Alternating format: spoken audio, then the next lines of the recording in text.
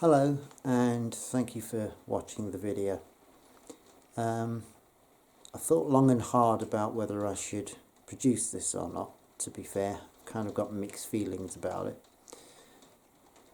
Part of me wanted to do it really, really badly, and part of me thought it might not be a good idea. But having said that, I've looked at a lot of things about the Caroline Flack incident on the internet. And like a lot of people, when I heard about what had happened to her, it affected me quite badly. I'm going to try and kind of hold it together while I do this, but obviously over the last few days since it's happened, a couple of weeks now I suppose, I've been really, really sad, cried a lot, can't stop thinking about her every day. And I know a lot of others of you out there are feeling the same. Mostly because the ones that it's affecting the most have actually had the same feelings and been through the same things that she's been through, albeit for different reasons. Now, a lot of you out there will have absolutely no concept whatsoever of how bad it feels when you go from feeling sad to being depressed, to being deeply depressed, to considering or attempting suicide. You might think, oh, that's really bad, and you feel really sorry for people, but you have absolutely no idea how all-consuming and how horrible, absolutely deeply horrible it is when you're in that mindset. Because it's just like being in a really, really big, deep black pit that you just can't get out of. And it doesn't matter what anybody says to you or any sort of help that they try and give by going, oh, it'll be all right and it'll be fine and just give it time. You can't see anything other than ending your life will stop the pain. Now, a lot of you out there have been through that and you kind of get it. And that's probably why you're feeling like you do. And I know I've personally been there, and so that's why I'm feeling like I do. And I'm not doing this so that anybody feels sorry for me or for sympathy for me. I'm producing the video because I am very upset and annoyed and angry at certain comments that I've seen written about Caroline on the internet. Interesting little comments like, she was a domestic abuser, or she tried to bludgeon her boyfriend to death by hitting him over the head with a lamp while he slept, are two that crops to my mind instantly. Now those sort of people are the sort of people that will sit at home in the comfort of their lounges, probably drinking beer and taking drugs and watching television and seeing things on the news, but mainly reading things in newspapers and looking at headlines and going, oh, well, it was on the news, it was in a newspaper, I heard things on the radio, so it must be true. Like they're some kind of all-seeing, all-right God, and everything that they say is factual and correct. Well, here's a little newsflash for you. Newspapers lie. They invent stories and they misrepresent the truth and make it sound way more spectacular than it is, just to sell their newspapers, so-called. Some papers are slightly more ethical than others, but there aren't many of those. And certainly all of the red top ones, and if you happen to work for one of those, or you're an editor of one of those, or have any involvement with one of those whatsoever, then you probably won't like this, but I don't fall for the rubbish that I have seen when your papers have been laid around. I personally stopped buying newspapers back in 1980, and I've never personally ever bought a newspaper since then. I stopped watching television 7 years ago, and probably about 3 years ago, stopped listening to the radio, because I find that there are lots more interesting things I can do with my life than listening to the rubbish that you concoct and continuously put out as fact, when clearly it isn't. Now, in this video, I'm going to give you an example of what I think happened in the flat or Caroline's home between her and her boyfriend, based on logic and on the events that I have read or seen on the internet, which were snippets from what she actually has said and what he said. And then I'm going to give you what I think the police did, and then I'm going to give you the reasons for why I think what the CPS did. Now, obviously, if you're on here and you're seeing this and you like Caroline and you agree with me that she didn't do what she did in the way that they've said she did it, then you're probably going to like the video. And if you're one of those trolls, I think they call them, kind of random really, because I remember trolls being kind of cute little things that were around in the 70s with long hair and funny little faces. And you certainly aren't cute, not with the comments that you make.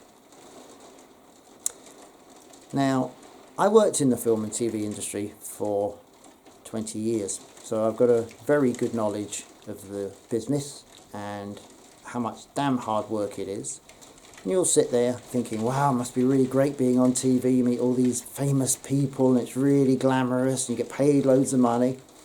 Well, let's see now, really glamorous and wow. Well, yeah, you wake up at maybe 5 in the morning and earlier. I've personally been at BBC White City Studios at like 5:30 in the morning. Got on a coach at 6, travelled for 4 hours to a location.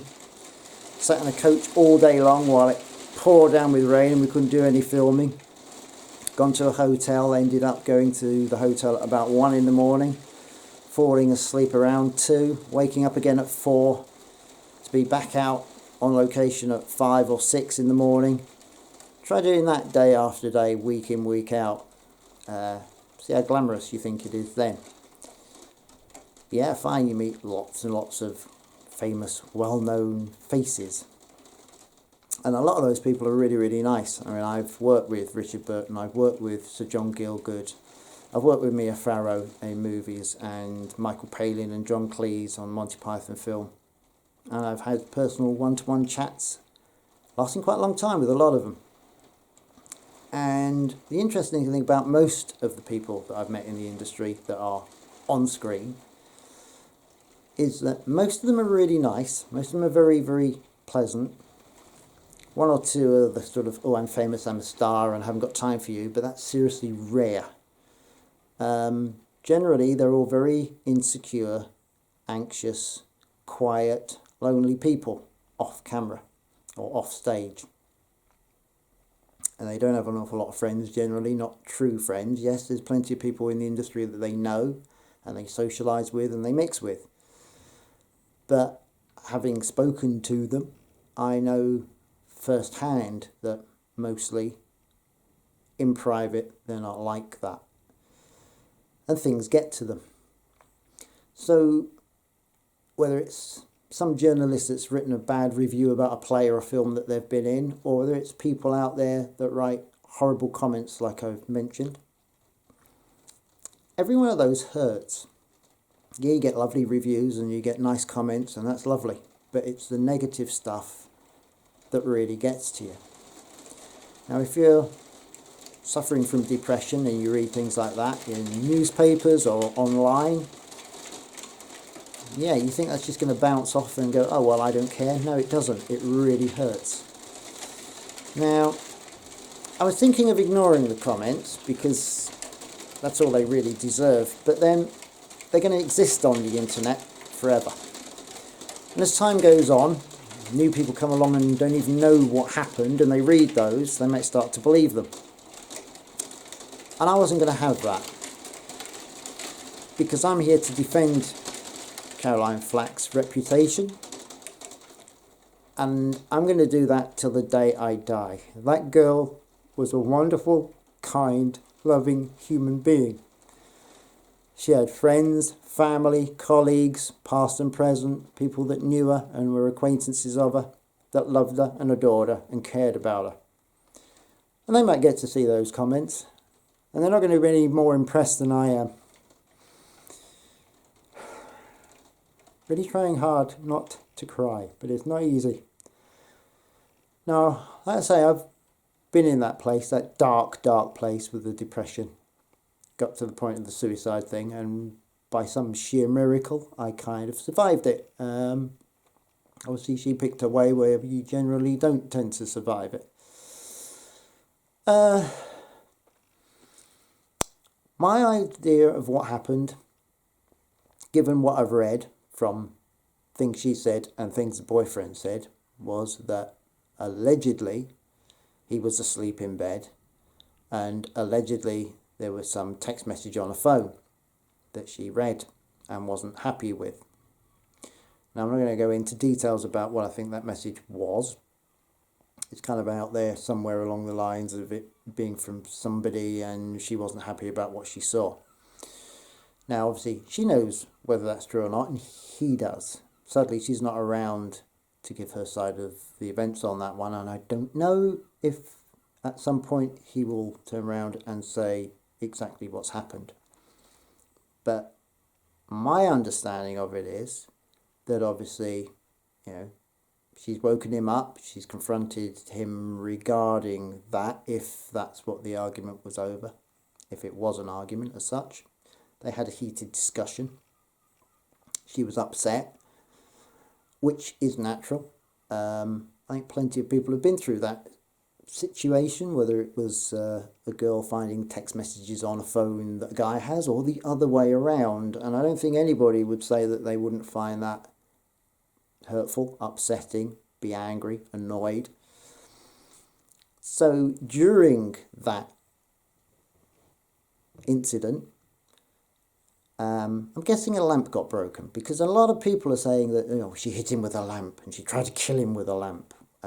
Interestingly enough, I've seen a statement from him on the internet where he categorically denies that and says she did not hit me with a lamp. Now, if he's put that out there, then I'm pretty convinced he should know, because he was there. Now, instantly some of you are going, oh, well, coercive behaviour, which is a joke. If anybody is going to believe that, and that's probably put out mainly by the CPS to try and worm their way out of doing what they've done, and the police by doing what they did. And I'm not particularly anti-police, although I wouldn't say that I trust them implicitly like I was naive enough to do in the 60s. But then back in the 60s, we had a much better police force in Britain. We didn't have all of the rubbish that we put up with now, and they were more logical and more sensible with domestic incidences. Now, yes, I know there's loads of you going to be watching this going, oh, well, it happens all the time, and boys do beat up girls and girls beat up... Yeah, it does. It happens occasionally. Not all the time. Not everybody does it. Nowhere near as much as they try and brainwash into you that it does by putting it on the radio day after day. Abuse this, abuse that, abuse this, abuse that. Which is why I gave up listening to the radio, because I was sick of hearing the word repeated over and over and over again. Now, it happens, and I personally know that it happens, so I'm not saying it doesn't. But in this case, they had a heated argument. I am supposing that a lamp or an object got knocked over, and in that happening, obviously, she cuts herself. It's been said that it was her blood, not his. So therefore, clearly, if it's her blood and not his, she didn't attack him, she injured herself. Now, she said that the whole incident was an accident, and I personally believe her.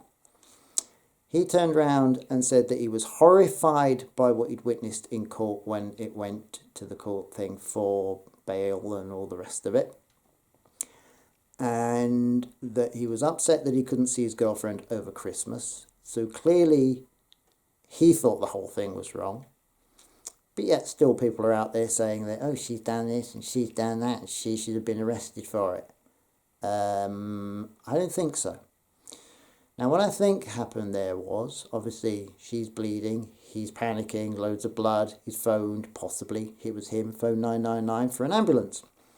Now, when they ask what's happened, because they will, and it says, oh, we were having a heated discussion, she's cut herself, it'll be, right, it's a domestic thing. Police would be informed, that's expected. And so they turn up. They arrive to find that she's crying, she's shaking, she's upset, angry because of what's been discussed in the message. in a lot of emotional pain and probably physical pain. So to them, they probably would appear that she was aggressive. Maybe she's telling them to go away, shouting at them, screaming at them. I wouldn't know. I wasn't there any more than most of you lot that have made the nasty comments were. But that seems a logical conclusion to me. Now, obviously, if they look at him and he has got a slight injury on him, I'm not sure about that one because I've yet to see any photographs of that. Let's say, for example, the phone was thrown out of frustration, desperation, and possibly being angry. Now, have you never thrown anything? I know I have. In my own home, when I've kind of been annoyed or upset, I've kind of like done that. Certainly as children, when we're annoyed and we're upset, we might throw a toy across the room. I mean, I've done that umpteen times when I was little. Doesn't make you a bad person. Doesn't make you a violent person. It's called venting frustration.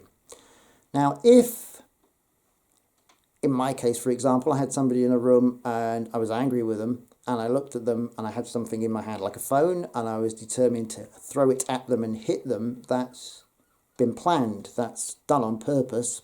Yeah, fine, I'd agree that was assault. But if you threw something and it accidentally hit them and your intention was not to do so, then that's an accident, pure and simple. You don't intend hitting somebody and somebody accidentally gets hit by something because either they moved as you threw it and therefore they were in the path of it going across the room, for example, then that would not be intentionally intending to hurt them. So the police have arrived. What happened? Let's presume that he said, oh, I got hit by the phone that she threw. But you didn't use the word accidentally at the time because a lot's gone on, you're upset, she's upset, you're going to be more concerned about is she okay. That little detail of the word, it was an accident or it hit me by accident rather than, oh, I was just hit by the phone. Well, how? Well, she threw it. There's a big difference there. So the police go back and they type up their little skewed kind of like version of events, which aren't quite correct. That, yeah, she was aggressive when we got there and, you know, she hit him with whatever. Not putting in by accident, and they send that off to the CPS who have a look at it and then go, ah, yes, right, well, let's see now. Oh, Caroline Flack. That's the one that went out with that 17-year-old when she was 31. Yeah, never did approve of that. Anyway, what's this about? Oh, yeah, Love Island style, great. So we'll do her for assault.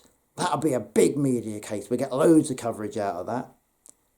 Otherwise, if it was just a sort of little accidental dispute, well, they're not really going to get much coverage out of that, are they? There's like no reason. It's not in the public interest. So they think it is. They can wave their banner of abuse and attach that to it and that perpetuate that. And obviously it also perpetuates the witch hunt on celebrities that we've had. So that's my reasoning for why they did it. Now, clearly, he said he wasn't a victim for the prosecution. He's insisting he's a witness. And I think he should know. So, all of you vile, horrible little people out there that keep saying nasty, horrible comments, I'm not impressed. I'm never going to change your mind. That's fine. Now, you can write nasty comments about my little video. But unlike Caroline, it's not going to get to me because I'm not going to fall for that one. I might actually delete them all, so you'll be wasting your time, although I am very much against censorship. But she's got a lot of friends, a lot of family, a lot of colleagues, and a lot of people in public that absolutely loved her and adored her and thought she was a wonderful person. There's a lot of us that have gone through exactly the same feelings that she went through and know how horrendously horrible that is when you're at that low point and all you can see is the only way to end the pain that you feel inside is by ending your existence. And unless you have felt that, you will never understand how horrendously horrible that is. Now, I think probably in time when it comes out, my version of events, of it being an accident, if she hit him with anything, will be proved true.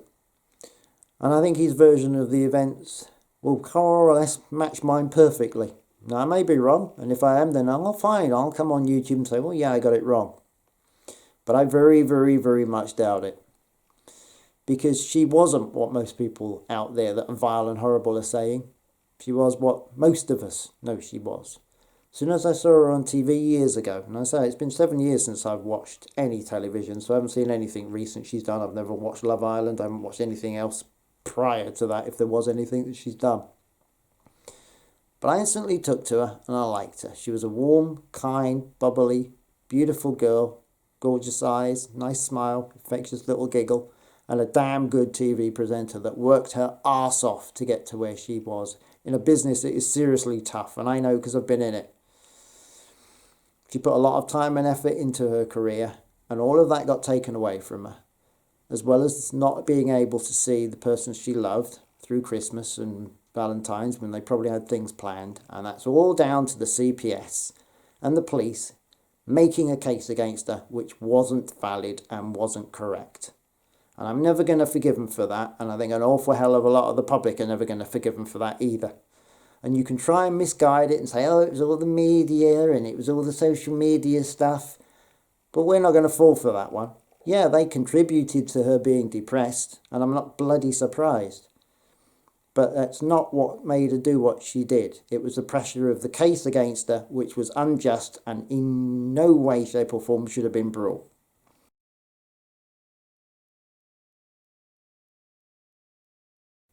Until I'm upset. I'm going to defend Caroline till the day I die. As far as I'm concerned, she didn't do what they said she was accused of doing. And I know damn well one day, hopefully, if he says what happened, I'll be proved right. So to all of you out there that are feeling like I do right now, that's brought back maybe painful memories for when you did what you did and what I tried doing, I'm really sorry. And for everybody that loved her and adored her, I'm really sorry that obviously it ended like it did. Especially for her family and friends and colleagues. I know it hurts a lot. I didn't know her as well as you did. And it hurts one hell of a lot for me, so I can imagine how you're feeling. Thanks for watching this. If you like it and if you agree that she shouldn't have been prosecuted, and if you support her, then please give the video a like. Preferably share it with as many people as you can. Because at the end of the day, those nasty comments are going to stay on the videos and out there. And some more morons are going to believe it. Just like they go, well, it was in the papers and it was on the news, so it must be true. It's on the internet, so maybe it is true or it must be true. People with intelligence know it isn't.